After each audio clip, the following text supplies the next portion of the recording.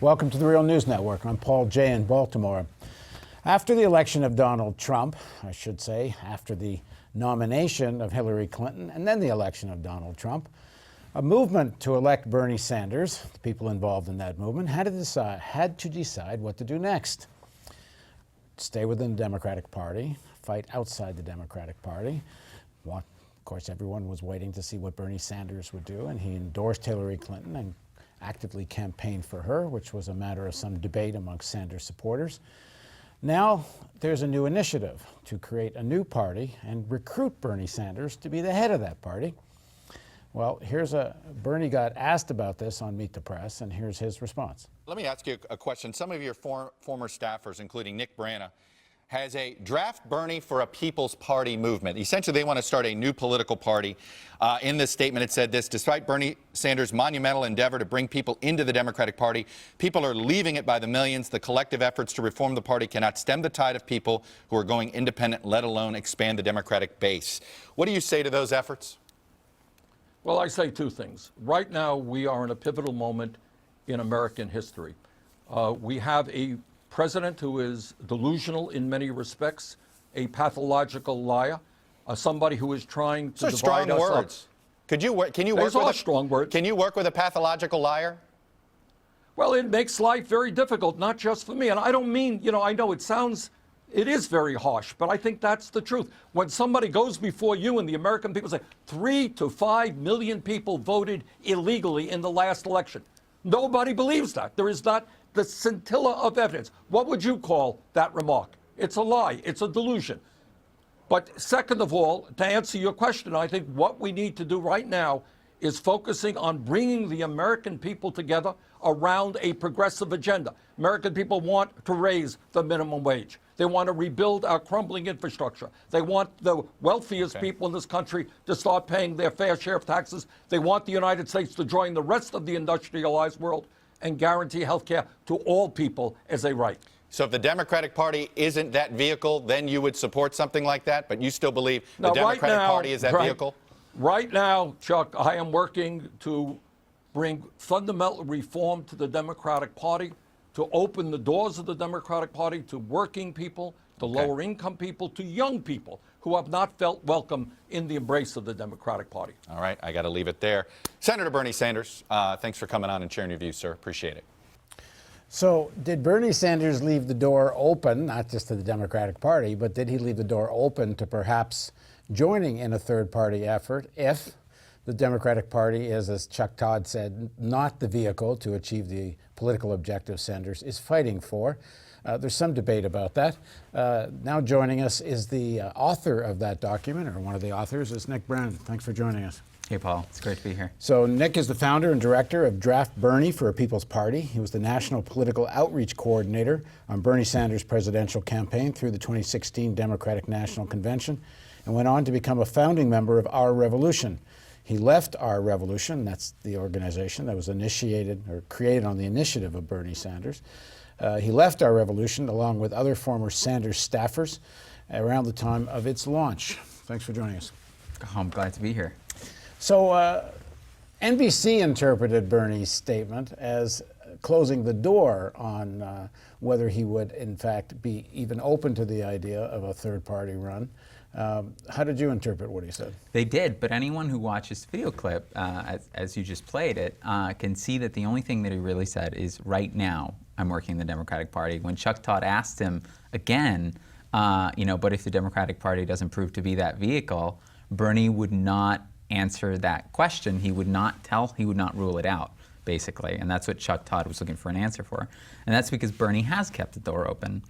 Because Bernie, I think, like the rest of us, understands that the Democratic Party, reforming the Democratic Party is something that is becoming increasingly bleak, changing that party, the prospects of that.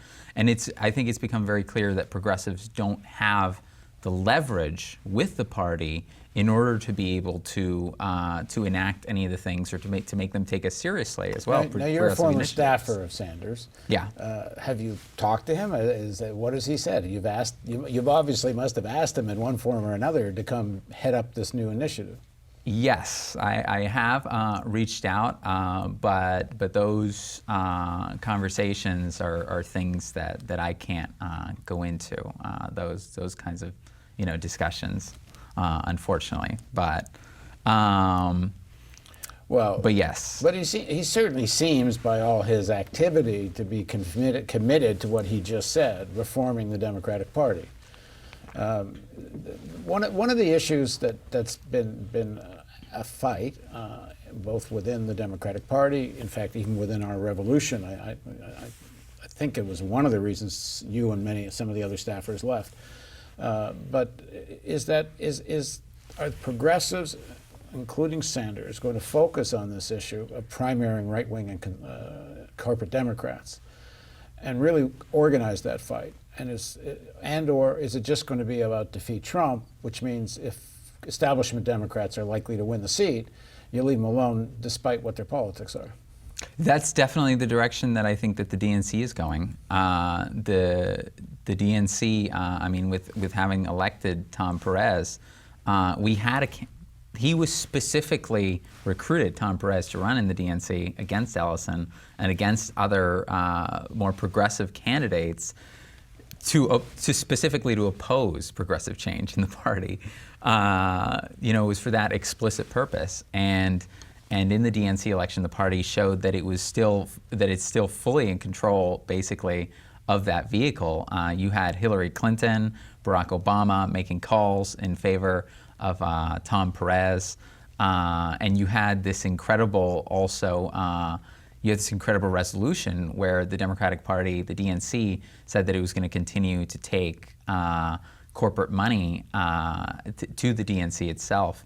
But most telling to me, Paul, is something that was never on the table in the first place, and it's something that we all espoused and agreed upon on Bernie's campaign, and that's the idea that that the politicians themselves, not necessarily the DNC being hooked onto corporate money, that's certainly true, but the politicians, Democratic politicians themselves being hooked onto corporate lobbyist and Wall Street billionaire money, and that was never even contested in the party, and that to me tells me that it's for it not to be even on the table, tells me that the party is really not going to be the institution through which we can affect progressive change. But Bernie clearly is committed to this. Before the election, and Trump winning, which I don't think many people expected. I don't think Bernie expected it.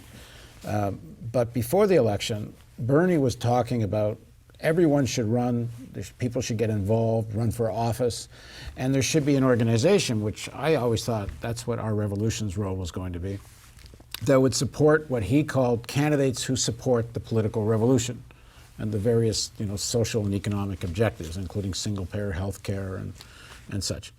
That meant primarying right-wing Democrats was actually a high priority. Now, Trump's been elected. Has that changed the dynamic? Has it changed it for Bernie? Has it changed it for others? Because now he shares a stage with Chuck Schumer, who's like, the personification of the corporate Democrat. Right. So that would certainly be something that would need to happen. If you were to try to reform the Democratic Party, you have to primary, obviously, right-wing Democrats. The reason that I don't think that would be successful is the same reason that Bernie's campaign was so successful, kind of the same reasoning behind that. And that's that actually reforming the Democratic Party doesn't inspire the same level of kind of energy and enthusiasm that Bernie did on the campaign. People are becoming increasingly dim about that because the party has done everything in its power to try to shut that down and to try to show that that's really, that there is no room for progressives. They have these two sayings. They say this is a Big Tent party, and they say that we have to unite. Well, what they mean when those have become code for, we want your votes, progressives. We want your money. But we don't want to actually enact any of the policies that the majority of Americans want and that progressives want. So how does this play out? Because this is all built around right now recruiting Bernie.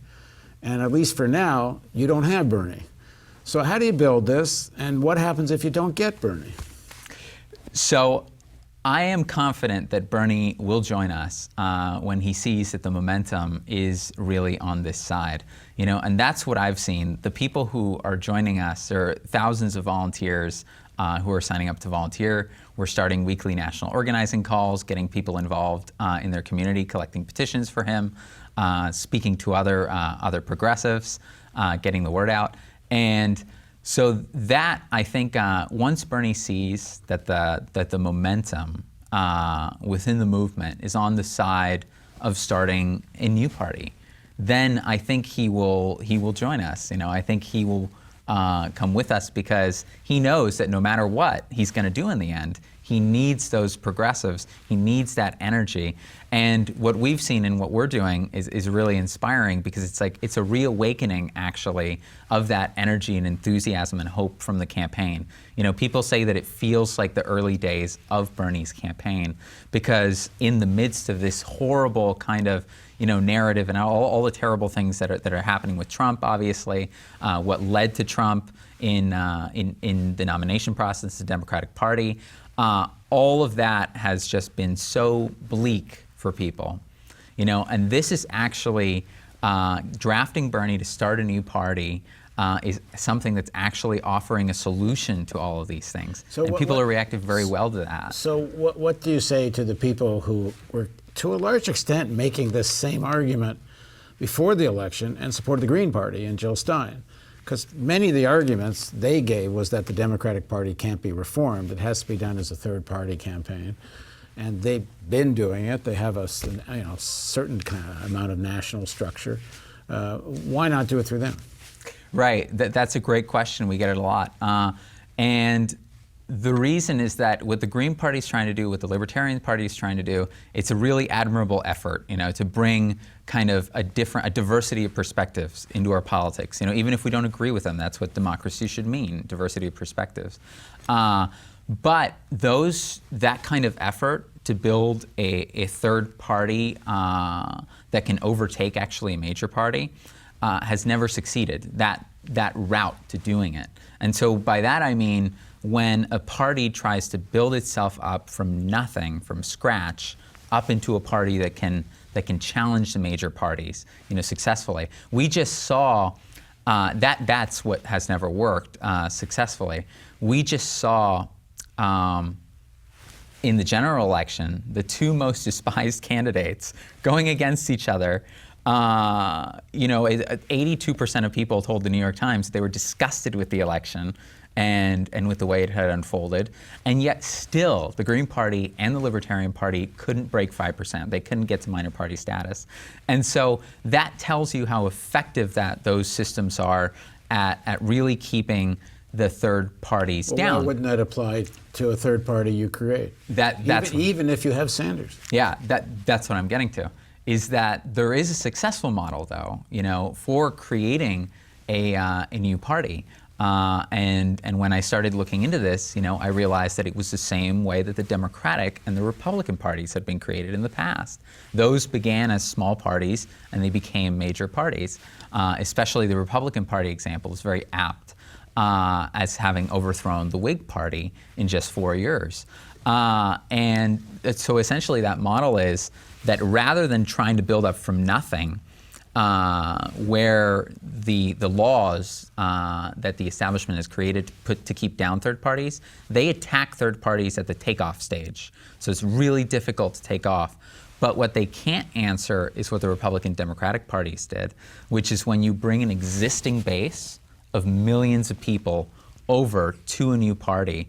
And so that's the model that Lincoln followed, for example, when he built a large following, he and others in the Republican Party. But there is an example of this happening more recently. Mm-hmm. When Roosevelt's vice president, and I guess it's around, I think it's in 1945, at the Democratic Party convention, where Wallace was expected to be nominated again as the vice president. There's a bunch of backroom dealings going on, enormous pressure, and essentially there's a coup takes place. And Truman is brought in as vice president. Well, Wallace runs on a third-party ticket, And there you've got somebody who's got enormous support, takes a whole section of the Democratic Party base with him, and gets trounced. And I think part of the reason for that is then, and far more even now, the media simply marginalizes the person, because the media is so part of the state, and they only want the two parties. Yeah.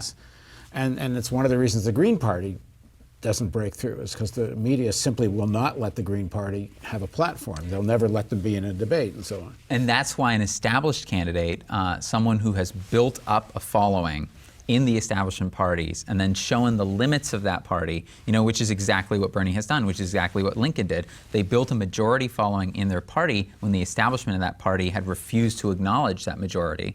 So basically there's a party within a party that happens to be the majority.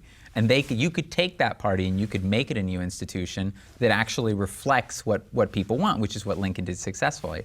To your example with Wallace, the difference there, I would say, was that at that point, the Democratic Party still represented FDR's kind of New Deal proposals.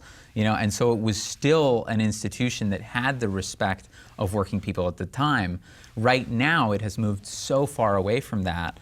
We basically have a one-party state. That's what Chomsky calls it.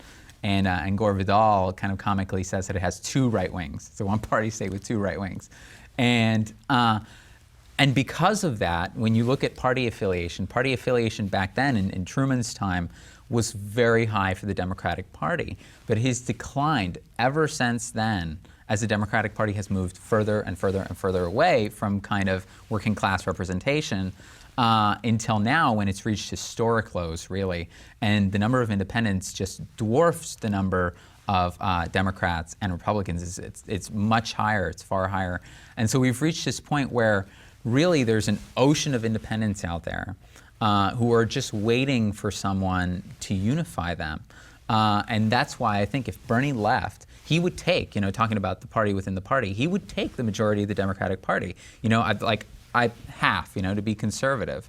Well, the counter-argument is going to be is that it would lead to the re-election of a second-term Trump, because you'll have this split in the Democratic Party. That will be the counter-argument. I think that's the traditional kind of reasoning. The reason that I disagree with that is that you have this incredible situation in this country where neither major party gives voice to the majority of opinions in the United States. So when you look at the political spectrum by representation, by Democrats and Republicans, you see that it's actually a tiny sliver of the actual political spectrum of what Americans believe, and it's far off to the right wing. What Democrats and Republicans debate is far off to the right wing. They just constantly agree on that, especially on economic and foreign policy, and there's more substantive differences in social policy. But because of that, there's this vast electoral real estate in actually representing people. You go issue by issue, and people agree with Bernie. People want tuition-free public college. People want universal health care. People want actually to reinvest some of the money that we're spending on wars abroad at home. People want Bernie's platform is the majority platform when you look at the United States. And when you actually look at those issue poll statistics, you realize that Bernie's a moderate. By the opinion of the American people, Bernie's a moderate, and that's why he's so popular. Yeah, your big target, I think, is a 1-year anniversary. Is that right? Right. The 1-year anniversary of the DNC convention, you hope to have how many signatures? That's right. We'd like to have at least 100,000 signatures. I think that's very doable. There are people who are joining us every day because they say that this is something that has reawakened the inspiration that they felt on the campaign. Okay. Well, thanks very much for joining us. Of course. And thank you for joining us on the Real News Network.